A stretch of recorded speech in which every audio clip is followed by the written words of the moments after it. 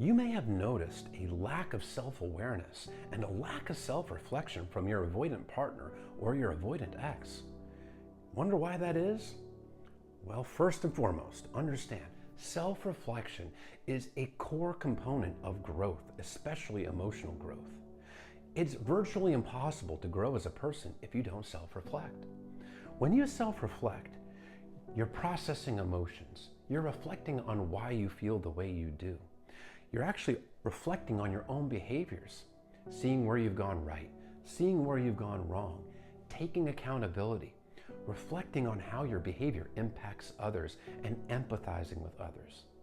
That is all very difficult for the avoidant to do. And this is because of their childhood. This is a person that was emotionally neglected by their parents or caretakers. They weren't given the love and the nurturing in the way that they needed. Their feelings were routinely dismissed, if not outright rejected or reprimanded. The message was sent, your emotions are not welcome here. They were never shown how to process emotions or how to deal with life stress or any kind of relationship stress. So they were left to their own defenses, which means they learned to bottle things up. Their emotions weren't welcome, so they suppressed it.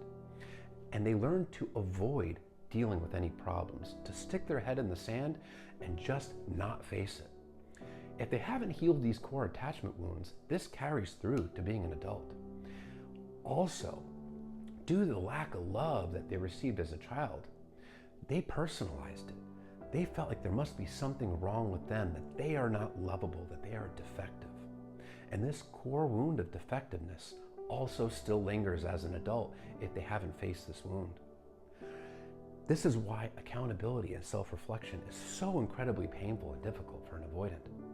Because if they self-reflect and take accountability, and self-reflection is essentially a must in order to take accountability, they would have to acknowledge that they did something wrong, acknowledge that they hurt somebody else, which means they would be confirming to themselves that they are in fact defective, that there's something wrong with them, that they aren't lovable. It's too incredibly painful. And facing anything painful is what they've learned to avoid. They've learned to avoid emotions, especially painful ones, not face them. They've learned to run from problems, not deal with them. And they've certainly learned to avoid provoking that inner wound of defectiveness. So rather than self-reflect, what they do is they look for external things to blame their behaviors on, to blame their fears on. Their partner was just too needy, too clingy. It's their partner's fault. Or maybe work was just too busy. Once they find something external to blame their behavior on and blame their fears on, they now have the excuse that they need to avoid taking accountability, to avoid self-reflection, and to avoid provoking that wound, opening that wound of defectiveness. They get to avoid, and especially avoid, all those painful emotions. But due to the lack of self-reflection, this person also has a lack of self-awareness. Because they don't reflect on their behaviors, they are often unable to understand how their behavior impacts others and are often unable to empathize and relate with the feelings of others. This also results in emotionally stunted growth. Because without self-reflection, it's impossible to grow emotionally, which means that many severe avoidants are often stuck emotionally in a childlike state, in a childlike age. You may be dealing with a grown adult, but they're emotionally still a child, and that's due to the lack of self-reflection. The lack of self-reflection throughout their entire lives. If you notice, the behavior can often be very childlike, very impulsive, needs immediate gratification, can essentially shut down and almost have like a temper tantrum when things don't go their way.